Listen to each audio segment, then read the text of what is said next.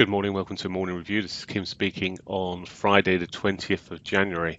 So looking at the euro dollar first as ever, and yesterday, well, we ended up with a positive day in the end. It did have quite a downward run following Draghi's comments, but managed to recover and ended up positively, and we're seeing a follow through at the moment. Now, where does that leave us for trading today?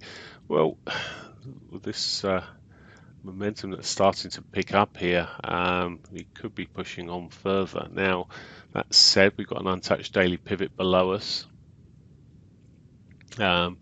It's got a good probability of being hit, so it's a case of waiting, seeing how we complete this current bar. Now, we've effectively, on the shorter time frames, put a lower high in here. We've in this short-term frame. So as much as I'd like to see and expect to see almost a continuation of this upward move, if we start breaking down again, and we're not too far off of finishing this current hourly candle, if we break the lows of this, well, it's more likely that we're going to be pushing down back towards the 21s and maybe the daily pivot there. So there is a possibility that may occur. Now we had, as I say, the reversal following the meeting and comments yesterday was quite strong. It's pushed up. We've got, of course, the new president being inaugurated today, and the markets may be looking for a little bit more clue to his financial or economic priorities. However, whatever they are, they've still got to get through Congress, etc., and they've got to be funded. So it's, whilst we may see a bit of movement, a bit of dollar strength at some point, the question is, will it hang in there, or will we just see further chop until some of the things start getting pushed through? So it's still that sort of period of unknown. So for today, well, there is, as I say, certainly is the possibility of the euro coming off from where it is at the moment. However, any sort of continuation of this sort of move here, a break of these highs here, may see us run up towards the highs of earlier in the week.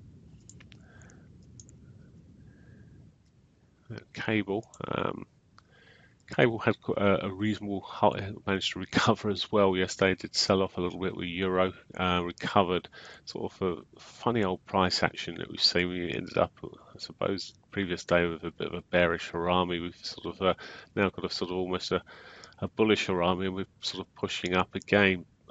Momentum's there, but relatively weak on this move at the moment. And as you can see, yesterday it's quite a choppy old day. The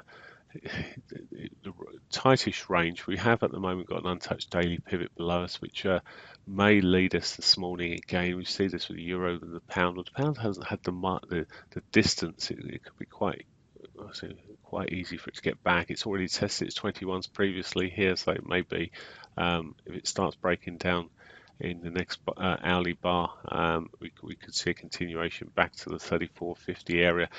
There may be quite a bit of support around that level, so we'll see how it reacts off that. But if it gets a bounce, well, again, we could be heading on for Tuesday's highs, but it's not looking wonderful at the moment, and I think we may just end up with more consolidation as opposed to anything. Looking at the dollar yen, yesterday gave back some more of its gains. It caught back through its weekly pivot at last. That's ticked that box off at least. I like the statistics all done. But so we're seeing now possible move back. It's not been quite the same sort of strength we've seen with the euro and the pound in the sense they're recovering, but it is partially recovering the move here. In fact, it's almost looking like it wants to head on south. We've already been through the daily pivot. A break of the lows, well, that may see us down towards that hourly 50. It's not much in the way of profit potential there. Any sort of movement up here, well, we've got the R1 still to head and yesterday's highs for, so it's not a completed candle at the moment, but as often as I do, I'll be looking at this sort of post 8 o'clock. It may be with the amount that we've got above the daily pivot, we just wait and see, get some confirmation. If it breaks up above that sort of daily pivot area, we've got a reasonable profit potential up into those prior highs, and particularly looking at the bodies there with the R1. Okay, it's dollar yen, Aussie dollar, still one of the stronger pairs here in terms of how it's performed in yesterday. Recovered completely, or just about, gaining at one point being higher than the prior 2 days there. Now there is some divergence going on here.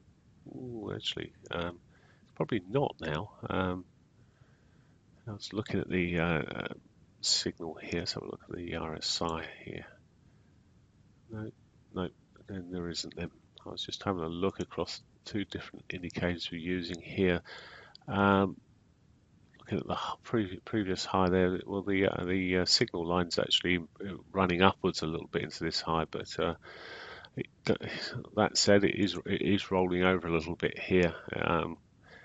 No great strength in terms of, we haven't seen the sort of 80 area hit at all with any of these highs here, but it is, well, has been running above the 50. Perhaps this time it's going to roll over and come back and catch its daily pivot, and may go a little further over. It's yeah, it's been working pretty well.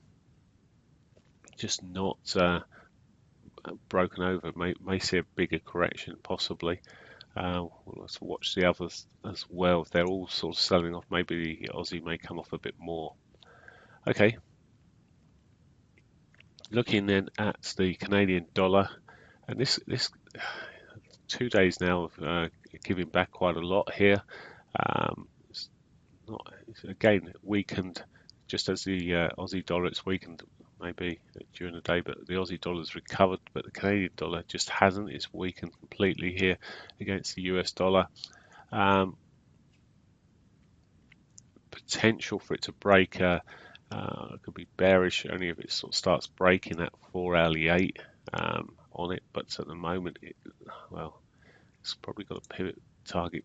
No, it's through its pivot target, so it starts pulling back up again. The trend line starts running through here. Really, you're going to be looking somewhere around. Sorry, it's badly drawn, but it's just a little bit. There we go. Post 8 o'clock, gets above its daily pivot. Well, looks bullish. Could see it continue back in that sort of route towards the monthly pivot. Let's just come back a moment. Yeah, monthly pivot has been hit. I was just checking on that, but yeah, it's saying it's been hit. It's a continuation of last notice. Okay, that's fine. Yeah, it has been hit. So there is a potential for it to push back up there. As I say, has been very weak against the US dollar. Okay, that's it for me. News-wise today, I should just point out, of course, we've got President Trump speaking later on, or President-elect as he is at the moment. He will be president by the time he speaks. But before then, we've got retail sales out in the UK this morning at 9:30. 1:30, we've got a bit of Canadian data, some inflation, retail sales coming out 1:30, maybe a bit of volatility kicking in then. We've got an FOM speaker. Let's just check. Okay, we've got FOMC speaker Harker, who's a voting member. So it's important. He's quite key, but he's speaking at 2 o'clock. Probably only speaking about the same that's already been said recently, but all the same, there may be volatility around 2. And then we've got the, as I say, the President-elect speaking later on in Washington. Right, that's it. Have a great one. I'll be back on Monday. Bye for now.